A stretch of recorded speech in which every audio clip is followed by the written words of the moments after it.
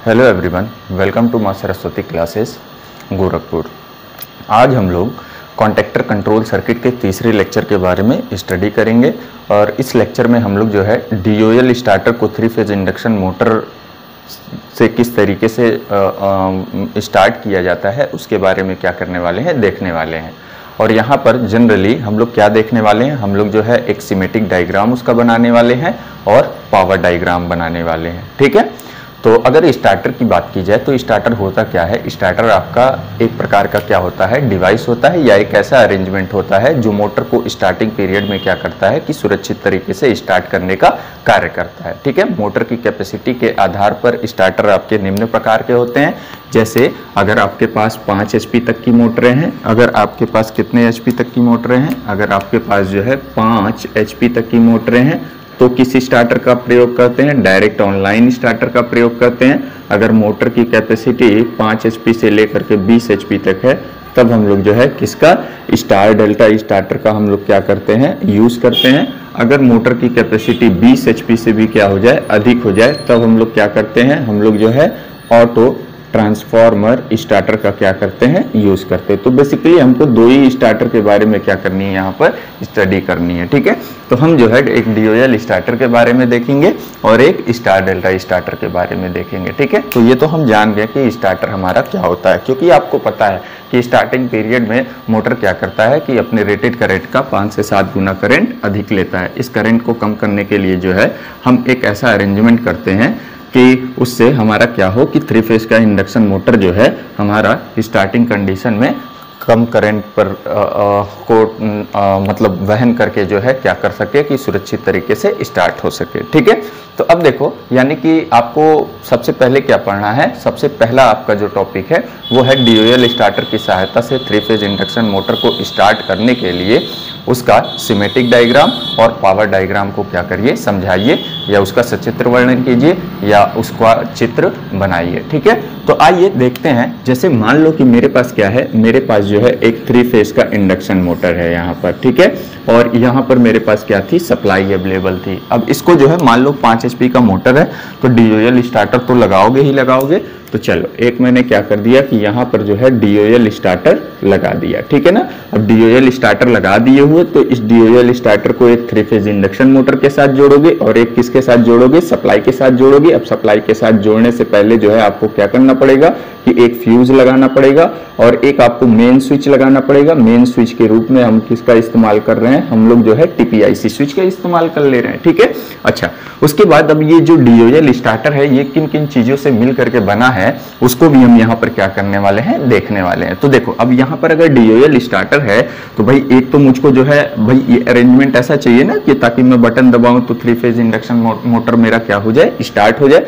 तो यानी कि जो है एक स्टार्ट पुश बटन हमको चाहिए, SR लिख दे रहे हैं, स्टार्ट पुश बटन चाहिए और एक स्टॉप करने के लिए भी तो चाहिए। तो यानी कि जो है एक मेरा स्टॉप पुश बटन भी चाहिए। अब मोटर को ओवरलोड से प्रोटेक्ट करना है तो एक OLR मतलब ओवरलोड रिले का भी इसके अंदर क्या रहना चाहिए, अरेंजमेंट रहना चाहिए। और इसके साथ साथ जो है यहाँ पर और क्या होना चाहिए, यहाँ पर जो है कॉन्टैक्टर होना चाहिए। क्या होना चाहिए, कॉन्टैक्टर होना चाहिए, क्योंकि आपको मैंने जो है कॉन्टैक्टर वगैरह के बारे में भी बता दिया है। तो बगैर कॉन्टैक्टर के तो जो है कोई भी स्टार्टर संपन्न तो हो ही नहीं सकता है। तो कॉन्टैक्टर तो रहेगा ही रहेगा, उसके साथ साथ ओवरलोड से प्रोटेक्ट करने के लिए OLR होगा, फिर स्टार्ट करने के लिए स्टार्ट पुश बटन, स्टॉप करने के लिए स्टॉप पुश बटन। ठीक है, तो इतनी चीजों की रिक्वायरमेंट आपको पढ़ने वाली है। ठीक है, तो आइए अब देखते हैं अब इसका हम लोग क्या बनाने वाले हैं, सिमेटिक डायग्राम बनाने वाले हैं। तो सबसे पहले हम लोग क्या देखेंगे, सिमेटिक डायग्राम। ठीक है, अब हम लोग क्या देखने वाले हैं, सिमेटिक डायग्राम। ठीक है, सिमेटिक डायग्राम। अब सिमेटिक डायग्राम क्या होता है भाई, सिमेटिक डायग्राम को बनाने के लिए हम लोग करते क्या है कि सबसे पहले 2 हॉरिजॉन्टल लाइन खींचते हैं। ठीक है ना, और फिर उन्हीं दोनों हॉरिजॉन्टल लाइन के अंदर ही जो है हम लोग क्या करते हैं कि जो भी मेरे पास ये इलेक्ट्रिकल इक्विपमेंट्स हैं, एसेसरीज थी स्टार्टर वगैरह की, उन सबको क्या कर दिया जाता है कि यहाँ पर रिप्रेजेंट कर दिया जाता है। ठीक है, तो आइए तो सिमेटिक डायग्राम बनाएंगे। तो सिमेटिक डायग्राम बनाने के लिए सबसे पहले हम लोग क्या करेंगे, 2 हॉरिजॉन्टल लाइन खींचेंगे। ठीक है, तो मैंने क्या किया कि सर्वप्रथम दो हॉरिजॉन्टल लाइन को मैंने यहाँ पर क्या कर दिया, खींच दिया।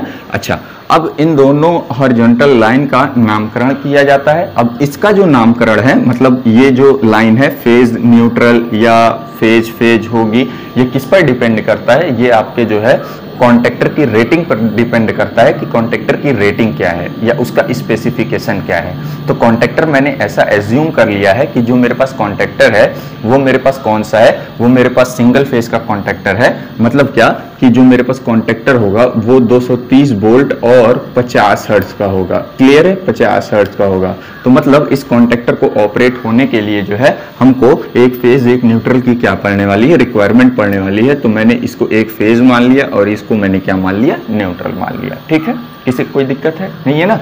अब आइए, अब मेरे पास जो है मैंने कहा था किस किस चीज की रिक्वायरमेंट पड़ेगी, तो आपको जो है किस किस चीज की रिक्वायरमेंट पड़ रही थी, आपको पुश बटन की रिक्वायरमेंट पड़ रही थी। तो मैंने एक स्टॉप पुश बटन ले लिया। मैंने एक स्टॉप पुश बटन को यहाँ पर क्या कर दिया कि यहाँ पर दर्शा दिया, ये मेरे पास क्या है, ये मेरे पास स्टॉप पुश बटन है। उसके बाद फिर मेरा और कौन सा, फिर स्टार्ट पुश बटन था। स्टार्ट पुश बटन कैसा होता है, एनो टाइप का होता है। तो मैंने एक जो है एनो टाइप का पुश बटन लिया जो कि स्टार्ट पुश बटन का क्या करता है, कार्य करता है। ठीक है, उसके बाद फिर मेरा क्या था, फिर मेरा जो है कॉन्टेक्टर था। अब कॉन्टेक्टर है तो मैंने क्या कर दिया कि यहाँ पर कॉन्टेक्टर को भी मैंने क्या कर दिया, यहाँ पर रिप्रेजेंट कर दिया, इसको ए नाम दे दिया, ये इसके ऑपरेटिंग कॉइल है, मैंने यहाँ पर प्रदर्शित कर दिया। क्लियर है। और उसके बाद मोटर को ओवरलोड से प्रोटेक्ट करने के लिए जो है किसका इस्तेमाल हम लोग कर रहे थे, ओवरलोड रिले का इस्तेमाल कर रहे थे। तो आइए ओवरलोड रिले को रिप्रेजेंट कर दें। अब या तो ओवरलोड रिले को कॉन्टेक्टर के नीचे भी कर सकते हो, कॉन्टेक्टर के ऊपर भी कर सकते हो, कोई भी दिक्कत नहीं है, सीरीज में सब जुड़ेंगे। ये आपस में कॉन्टेक्टर हुआ और जो है आपका जो ओवरलोड रिले हुआ। ठीक है, तो मैंने क्या किया, चलो मैंने जो है एक पल के लिए मैंने क्या कर लिया कि यहाँ पर नीचे मैंने किसको रिप्रेजेंट कर दिया, ओवरलोड रिले को रिप्रेजेंट कर दिया। इसका सिंबल कुछ इस तरीके से। अब ये कॉन्टेक्टर का एक ऑक्सिलरी कॉन्टेक्ट होल्डिंग कॉन्टेक्ट के रूप में हम लेने वाले हैं और उसको जो मेरा स्टार्ट पुश बटन है उसके साथ पैरेलल में हम क्या करने वाले हैं, जोड़ने वाले हैं। तो मैंने यहाँ पर ले लिया और इसको स्मॉल ए से क्या कर दिया, रिप्रेजेंट कर दिया। क्लियर है। सबका नामकरण कर दो, जो भी कॉन्टेक्ट है 1 2, फिर मैंने क्या कर दिया 1 2, फिर मैंने इसका भी लिख दिया 1 2, फिर मैंने इसको भी लिख दिया 1 2, फिर मैंने इसको भी लिख दिया 1 2। ठीक है, अब बस कनेक्शन करना है। अब कनेक्शन करना है तो इजीली आप कनेक्ट कर सकते हो।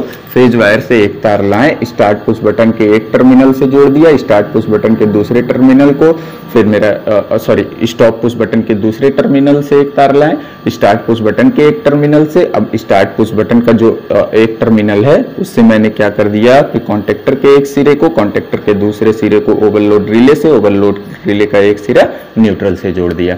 ऑक्सिलरी कॉन्टेक्ट को सदैव हम क्या करते हैं, पैरेलल में जोड़ते हैं स्टार्ट पुश बटन के। तो मैंने इनको जो है पैरेलल में ले जाकर के क्या कर दिया, जोड़ दिया। ठीक है, अब यहाँ पर इसके ऑपरेशन को समझा जा सकता है। जैसे ही आप दबाओगे वैसे ये कॉन्टेक्टर एनर्जाइज होगा। कॉन्टेक्टर अगर एनर्जाइज होगा तो ये कॉन्टेक्टर एनओ एनसी में चेंज हो जाएगा, एनसी में चेंज हो जाएगा तो सप्लाई इधर से लगातार मिलती रहेगी, रिले ऑपरेट होता रहेगा। और इसी रिले से के जो पावर वाले कॉन्टेक्ट हैं वो आपके इंडक्शन मोटर से जुड़े हुए हैं। इंडक्शन मोटर को लगातार सप्लाई मिलती रहेगी, इंडक्शन मोटर लगातार एनर्जाइज होता रहेगा।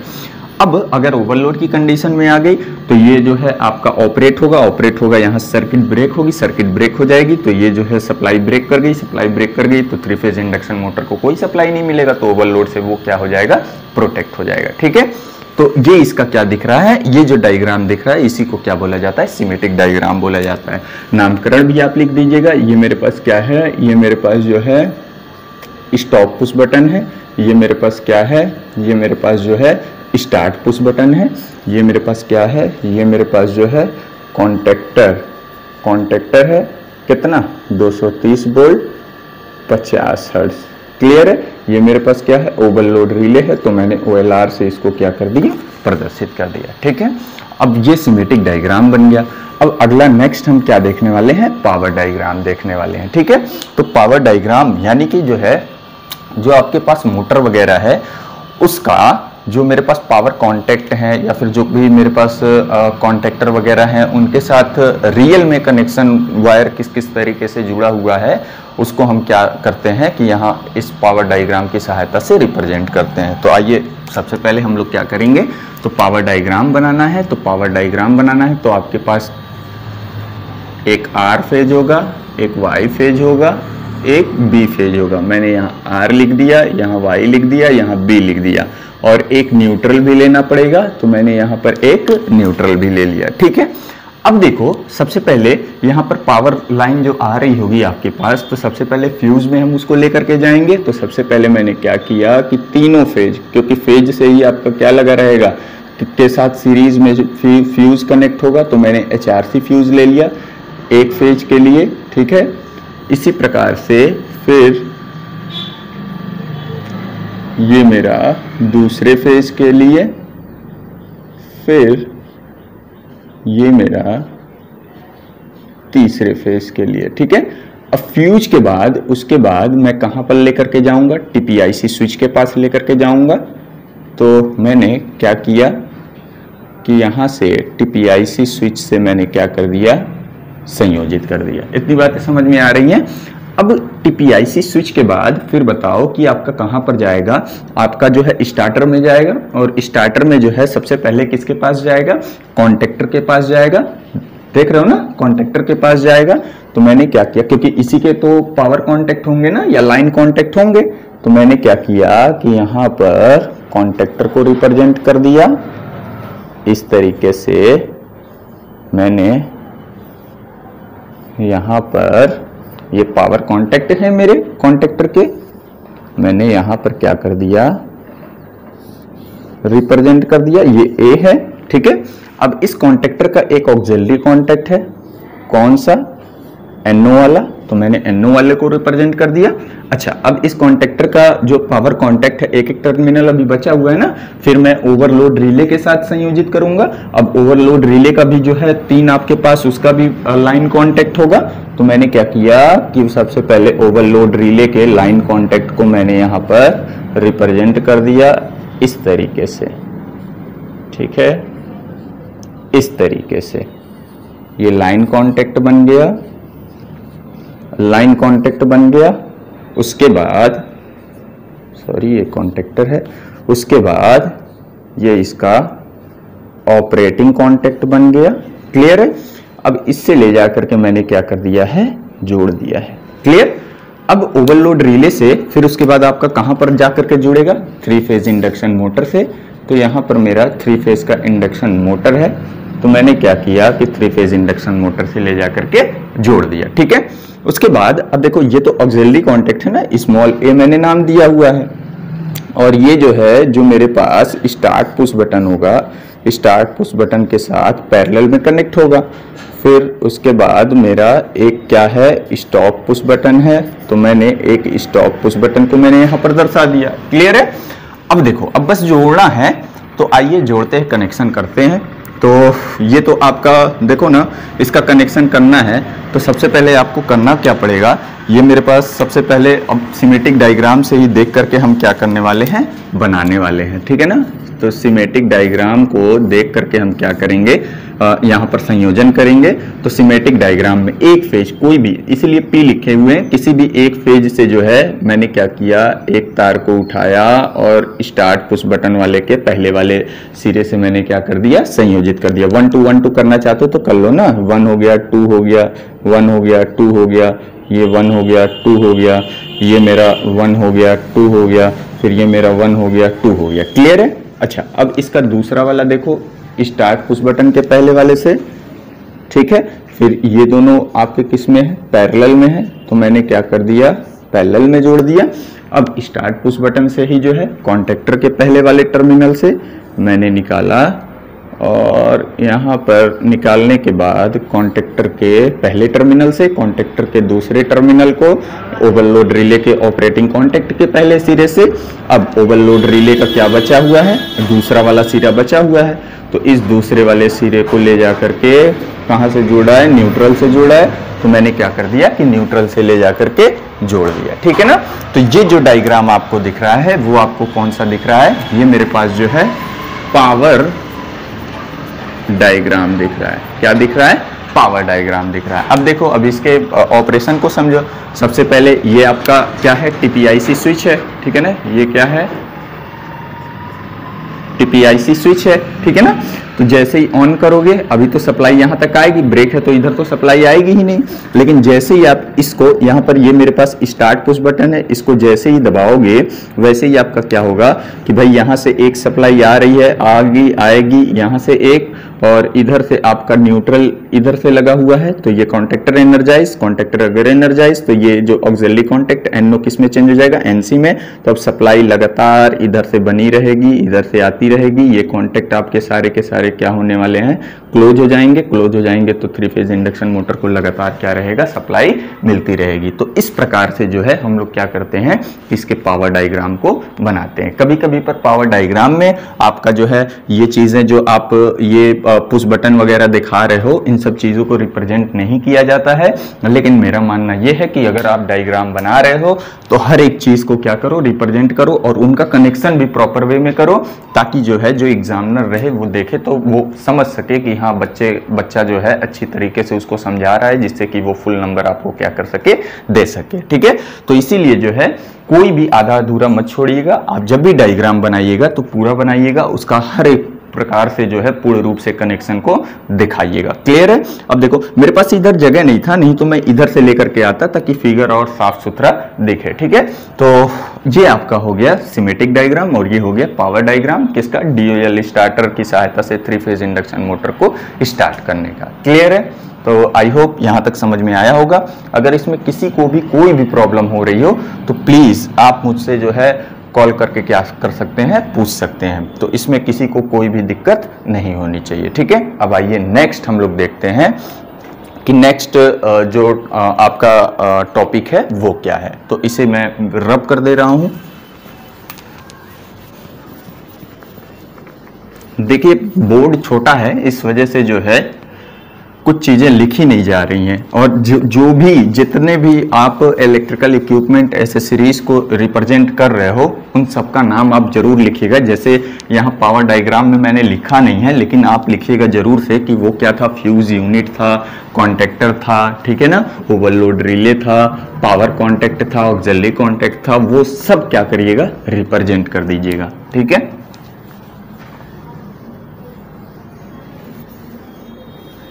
अब देखिए नेक्स्ट आपका क्या है, नेक्स्ट टॉपिक जो है आपका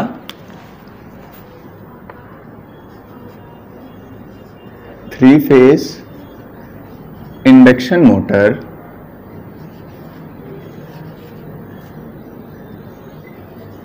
getting supply from selected feeder। ठीक है। नेक्स्ट आपका जो है टॉपिक कौन सा है, 3 phase induction motor getting supply from selected feeder. मतलब आपके पास एक 3 फेज इंडक्शन मोटर है, उसको आपको क्या करना है कि 2 सप्लाई सोर्स से जोड़ना है, और किसी एक टाइम पर एक ही सप्लाई सोर्स से वो आप 3 फेज इंडक्शन मोटर आपका क्या होना चाहिए, स्टार्ट होना चाहिए, ठीक है। तो उसके लिए आपको क्या बनाना है, सिमेटिक डायग्राम बनाना है और पावर डायग्राम बनाना है। क्लियर है। तो आइए यहाँ पर देखते हैं। तो देखो तुम्हें समझ में देखो आना चाहिए, इसीलिए आपको जो है पहले बेसिक चीजें पढ़ाई गई। जैसे यहाँ पर अब जो है किसका यूज करोगे, इंटरलॉकिंग मेथड का आप यूज करने वाले हो। क्यों? क्योंकि देखो 2 सप्लाई सोर्स है ना, और एक टाइम पर एक ही सप्लाई सोर्स से आपका 3 फेज इंडक्शन मोटर क्या होना चाहिए, स्टार्ट होना चाहिए। इस वजह से यहाँ पर इंटरलॉकिंग सिस्टम को क्या किया जाएगा, यूज किया जाएगा। तो आइए सबसे पहले हम क्या करेंगे, सबसे पहले हम सिमेटिक डायग्राम देखेंगे। क्या देखने वाले हैं, सिमेटिक डायग्राम देखने वाले हैं, ठीक है। अब सिमेटिक डायग्राम में आपको क्या करना है कि सबसे पहले 2 हॉरिजॉन्टल लाइन खींचनी है। तो मैंने क्या किया कि 2 हॉरिजॉन्टल लाइन खींचा, एक फीडर, इस पहले वाले फीडर के लिए मैंने 2 हॉरिजॉन्टल लाइन खींचा, फिर यहाँ पर इस दूसरे फीडर के लिए मैंने क्या किया है, हॉरिजॉन्टल लाइन वगैरह खींचा हुआ है। ठीक है, अब ये हॉरिजॉन्टल लाइन जो है आपका मतलब फेज होगा, न्यूट्रल होगा, या L1 होगा, L2 होगा, ये आप किस तरीके से डिसाइड करोगे, ये आप जो है, जो आपका कॉन्टेक्टर होगा, कॉन्टेक्टर की रेटिंग से आप क्या करने वाले हो, डिसाइड करने वाले हो कि ये आपका फेज न्यूट्रल है या क्या है। ठीक है, तो मैं ऐसा एज्यूम करके चल रहा हूं कि ये मेरे पास क्या है, जो भी कॉन्टेक्टर है वो सिंगल फेज का मैंने लिया हुआ है, तो मैंने एक फेज लिख दिया, एक न्यूट्रल लिख दिया, फिर यहाँ पर भी मैंने इसको फेज लिख दिया, यहाँ पर मैंने क्या लिख दिया, न्यूट्रल लिख दिया, और ये जो है कितना है, 230 वोल्ट 50 हर्ट्ज की मेरे पास क्या है, सप्लाई है। ये भी मेरी कितनी है, 230 वोल्ट और 50 हर्ट्ज की मेरे पास क्या है, सप्लाई है। ये लिखना बहुत ही ज्यादा जरूरी है। ठीक है, उसके बाद अब देखो, अब आपको 2 कॉन्टेक्टर यहाँ पर देखने के लिए मिलेंगे। ठीक है ना, तो सबसे पहले देखो, अब ये पहला सेलेक्टेड फीडर है, ठीक है ना, ये पहला वाला फीडर है। अब यहाँ पर सबसे पहले क्या चीज कि यहाँ पर जो है मतलब ऑफ करना है तो हमको क्या करना पड़ेगा, स्टॉप पुश बटन का इस्तेमाल करना पड़ेगा कि नहीं करना पड़ेगा। तो मैंने क्या कर लिया कि यहाँ पर एक स्टॉप पुश बटन मैंने यहाँ पर ले लिया, क्लियर है। और ऑन करने के लिए मतलब, अरे यार ये यहीं पर मान लो ना कॉन्टेक्टर है, ये कॉन्टेक्टर A है, ठीक है, और ये कॉन्टेक्टर कौन सा है, B है। इतनी बातें तो समझ में आ जानी चाहिए, ये कॉन्टेक्टर B है भाई। इसको ऑफ करने के लिए एक ऑफ पुश बटन, ऑन करने के लिए एक ऑन पुश बटन लेना पड़ेगा कि नहीं लेना पड़ेगा। तो मैंने एक ऑन पुश बटन क्या कर दिया है, ले लिया है। ठीक है, कोई दिक्कत है। अच्छा, उसके बाद OLR भी तो चाहिए, ओवरलोड रिले चाहिए ना कि नहीं चाहिए, वो तो चाहिए ही चाहिए। तो मैंने यहाँ पर रिप्रेजेंट कर दिया OLR को। ठीक है, अच्छा, इस कॉन्टेक्टर का ऑक्सिलरी कॉन्टेक्ट भी तो होगा मेरे भाई, तो मैंने यहाँ पर ऑक्सिलरी कॉन्टेक्ट स्मॉल a1 लिख दिया। ठीक है ना, क्या कर दिया, स्मॉल a1 लिख दिया, क्लियर है। अच्छा, अब अगर इंटरलॉकिंग करना था तो आप ध्यान दो, इंटरलॉकिंग मेथड पिछले लेक्चर मैंने आपको बताया होगा कि अब इसका ऑक्सिलरी कॉन्टेक्ट जो NC होगा इसके साथ जुड़ेगा, ठीक है ना, सीरीज में। तो यानी कि मैंने क्या किया, मैंने यहाँ पर एक NC दिखाया और ये B2 इसको नाम दे दिया, मतलब इसका है, क्लियर है। उसी प्रकार से ठीक यहाँ पर भी क्या होगा, एक मेरे पास ओवरलोड रिले होगा, तो मैंने ओवरलोड रिले को रिप्रेजेंट कर दिया।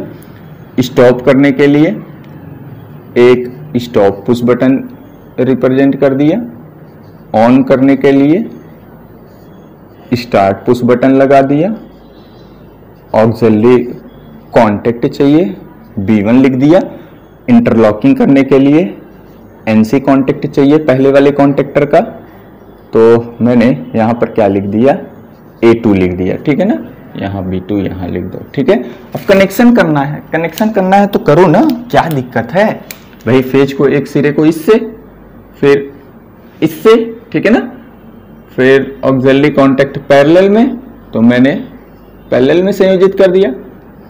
अब सीरीज में सब के सब क्या होंगे, आपस में जोड़ दो, क्लियर। उसके बाद से फिर इससे, फिर ये किस में, पैरेलल में ऑक्सिलरी कॉन्टेक्ट को, फिर सारे के सारे किस में, सीरीज में जोड़ दो। अब देखो, आओ आराम से देखो ना, कोई दिक्कत नहीं होगा। एक टाइम पर एक ही सेलेक्टेड फीडर से जो है आपका एक कॉन्टेक्टर क्या होगा, एनर्जाइज होगा।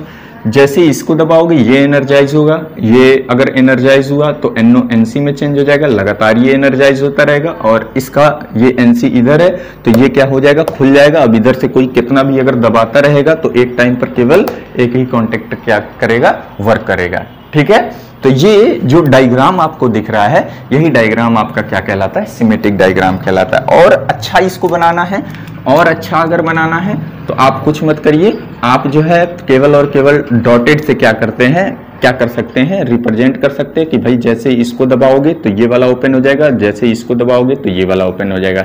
जैसे यहाँ पर मैंने थोड़ा सा अगर मैं इसको इधर ला देता तो फिर आराम से इजीली हो जाता। जैसे देखो यहाँ पर डॉटेड लाइन से मैं क्या कर सकता हूँ, यहाँ से रिप्रेजेंट कर सकता हूँ कि भाई जैसे इसको दबाया तो ये मेरा क्या हो जाएगा, ओपन हो जाएगा। अगर मैं इसको इधर पलट देता तो और अच्छा हो जाता। सिर्फ अच्छा करने के लिए कर रहा हूँ भाई। ये ऑक्सिलरी कॉन्टेक्ट है, ठीक है, ये मैंने क्या कर दिया है, ऑक्सिलरी कॉन्टैक्ट दर्शा दिया है, A1 नाम दे दिया है, और स्टार्ट पुश बटन को इस डायरेक्शन में मैंने रख दिया है। ठीक है, कि जैसे ही दबाओगे, अगर इसको दबाओगे तो आपका उसके कारण जो है ये वाला कॉन्टैक्ट क्या हो जाएगा, ओपन हो जाएगा। तो ये मेरा क्या है, सिमेटिक डायग्राम है। ठीक है, कि भाई अगर सेलेक्टेड फीडर से आप एक इंडक्शन मोटर को चलाना चाह रहे हो तो इस तरीके से अरेंजमेंट आपको करने पड़ेंगे। ये इसका सिमेटिक डायग्राम है। ठीक है, तो अब हम लोग क्या देखेंगे, अब हम लोग इन्हीं को देख करके जो है मल्टी लाइन डायग्राम बनाएंगे। ठीक है ना, और देखो मल्टी लाइन डायग्राम अगर आपको बनाना है तो आप सिमेटिक डायग्राम को ही देख करके आसानी से क्या कर सकते हो, बना सकते हो। अब यहाँ पर नामकरण करना चाहते हो ना हर एक टर्मिनल का, तो आप नामकरण कर दो, कोई भी दिक्कत नहीं है, तो आपको और ज्यादा क्या होगा, आसानी पड़ेगा। ठीक है, तो आइए अब हम लोग क्या करते हैं, अब हम लोग जो है मल्टी लाइन डायग्राम या फिर पावर डायग्राम को क्या करते हैं, बनाते हैं। ठीक है, नामकरण कर लीजिएगा। ये स्टॉप पुश बटन फर्स्ट है, ये स्टॉप पुश बटन सेकंड है, start push button first second, इस तरीके से नामकरण आप कर दीजिएगा। ठीक है, ये ओवरलोड रिले OLR लिख दीजिएगा, कॉन्टेक्टर का ऑपरेटिंग कॉइल है। ठीक है ना, लिख दीजिएगा। ठीक, तो आइए मिटाते हैं, क्योंकि मुझे मिटा करके ही क्या करना पड़ेगा, यहाँ पर पावर डायग्राम को बनाना पड़ेगा। तो आइए अब हम लोग क्या देखने वाले हैं, पावर डायग्राम देखने वाले हैं। ठीक है, तो पावर डायग्राम या फिर मल्टी लाइन डायग्राम उसी को बोलते हैं। ठीक है, कि भाई एक से अधिक लाइन की सहायता से रिप्रेजेंट करना। तो आइए देखते हैं। तो सबसे पहले मेरा क्या है, मेरे पास जो है एक सेलेक्टेड फीडर मैं ले रहा हूं, उसके लिए जो है एक R फेज, एक Y फेज, एक B फेज, एक न्यूट्रल। ठीक है, उसी प्रकार से यहां पर भी एक R फेज, एक Y फेज, एक B फेज, एक न्यूट्रल। ठीक है ना, मैंने दे दिया, एक का नाम R Y B N, फिर यहां पर भी R Y B और N। ठीक है, अब आइए मैं ऐसा एज्यूम करके चल रहा हूं कि जो मेरे पास ये वाला सेलेक्टेड फीडर है, ठीक है ना, और या फिर आओ चलो बनाते हैं। तो चल ठीक है, सबसे पहले मैं क्या करूंगा, सबसे पहले जो है मैं फ्यूज के साथ इनका कनेक्शन करूंगा। तो मैंने तीनों फेज के साथ सीरीज में HRC फ्यूज को मैंने क्या कर दिया, यहां पर रिप्रेजेंट कर दिया इस तरीके से। क्लियर है, उसके बाद आपको क्या करना है, कहां पर ये जाएंगे, TPIC स्विच में जाएंगे, मेन सप्लाई से कट करने के लिए। तो ये मैंने TPIC स्विच को रिप्रेजेंट कर दिया। अब उसके बाद आपको क्या करना है कि यहां से जो निकलेगा आगे की तरफ वो आपका कहां पर जाएगा, कॉन्टेक्टर में जाएगा, कॉन्टेक्टर के पावर या फिर लाइन कॉन्टेक्ट में, जो कि कैसे होंगे, NO टाइप के होंगे। तो मैंने सॉरी यहाँ पर देखिए NO NC का थोड़ा सा ध्यान दीजिएगा कि NO लिख करके NC मत बना दीजिएगा। ये मेरे पास कॉन्टेक्टर A हो गया, ऑपरेटिंग कॉइल इसका हो गया। अब इस कॉन्टेक्टर का एक ऑक्सिलरी कॉन्टैक्ट NO टाइप का होगा, एक ऑक्सिलरी कॉन्टैक्ट NC टाइप का होगा। तो ये NO हो गया, ये NC हो गया। क्लियर है, कोई मेरे ख्याल से दिक्कत नहीं होनी चाहिए। ठीक है, अच्छा उसके बाद फिर आगे बढ़ोगे, इसको लेकर के आओगे, मैंने लेकर के आया और लाने के बाद ओवरलोड रिले से, आप सिमेटिक डायग्राम में देख लेना भाई, ओवरलोड रिले से मैंने कॉन्टैक्ट से इसको मैंने क्या कर दिया, जोड़ दिया। अब यहां पर इसका एक ऑपरेटिंग कॉन्टैक्ट होगा, मैंने यहां पर ऑपरेटिंग कॉन्टैक्ट को रिप्रेजेंट कर दिया। ठीक है ना, ये देखो तीन सप्लाई आपकी क्या है यहां पर अवेलेबल है इस फीडर की। क्लियर है, अच्छा उसके बाद अब एक चीज़ और बताइएगा कि यहाँ पर जो है आपका इस वाले फीडर के लिए एक स्टार्ट पुश बटन भी तो लगाए थे। तो मैंने यहाँ पर स्टार्ट पुश बटन, फिर उसके बाद एक स्टॉप पुश बटन का भी इस्तेमाल किया गया था। तो मैंने यहाँ पर एक स्टॉप पुश बटन को भी रिप्रेजेंट कर दिया। अच्छा ये पहले सेलेक्टेड फीडर्स का जितना भी चीज़ दिया हुआ था इलेक्ट्रिकल एसेसरीज, उन सबको मैंने क्या कर दिया, रिप्रेजेंट कर दिया। ठीक उसी प्रकार से अब यहाँ पर भी हमको क्या करना है, रिप्रेजेंटेशन करना है। तो आइए सबसे पहले मैं क्या करूँगा कि जो मेरे पास तीनों फेज हैं उनको फ्यूज के साथ संयोजित करूँगा। तो मैंने यहाँ HRC फ्यूज़ को क्या कर दिया, लगा दिया, फिर 3 टर्मिनल निकाला। उन तीनों टर्मिनल को TPIC स्विच के साथ संयोजित करना है। तो मैंने यहाँ पर TPIC स्विच के साथ संयोजित कर दिया।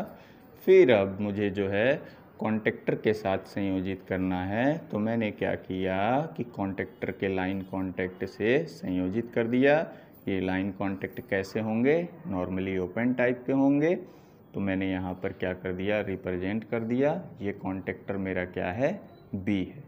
क्लियर है। अब इस कॉन्टेक्टर के भी जो है कितने ऑक्सिलरी कॉन्टैक्ट, 2 ऑक्सिलरी कॉन्टैक्ट। कौन कौन से, एक मेरा NO टाइप का और दूसरा मेरा कैसा, NC टाइप का।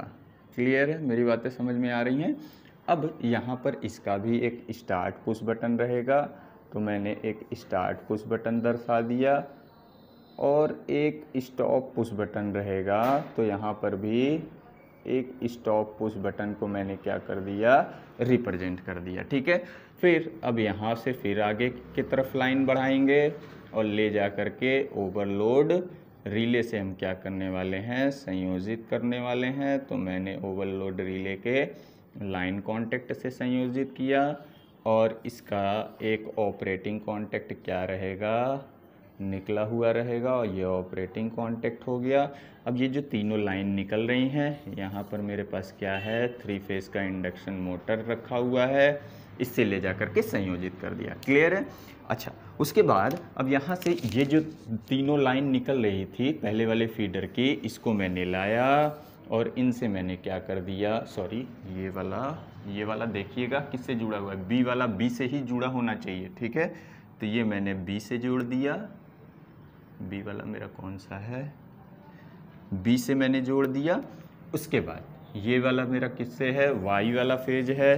तो Y वाला Y से, फिर मेरा बचा कौन सा, R वाला फेज बच रहा है। तो R वाले को R से मैंने क्या कर दिया, संयोजित कर दिया। क्लियर है।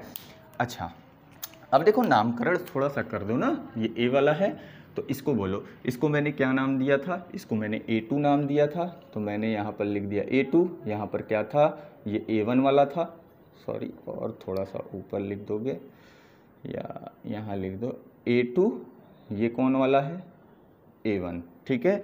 ये मेरे पास कौन सा है, ये मेरे पास B2, ये मेरे पास कौन सा है, B1। क्लियर है। इतना नामकरण कर दो और नामकरण करने के बाद जो है अब आसानी के साथ आप क्या कर सकते हो, आसानी के साथ इनके कनेक्शन को दिखा सकते हो। ठीक है। तो सबसे पहले आपको करना क्या पड़ेगा, अब बस कनेक्शन करना है। कनेक्शन आप करो तो भाई एक फेज तार, कोई भी एक फेज तार लेकर के आओ, स्टार्ट पुश बटन स्टॉप से, स्टॉप को फिर स्टार्ट के एक सिरे से, फिर ऑक्सिलरी कॉन्टैक्ट को इसके साथ पैरेलल में। ठीक है ना। फिर यहाँ से एक सिरा बचा हुआ है।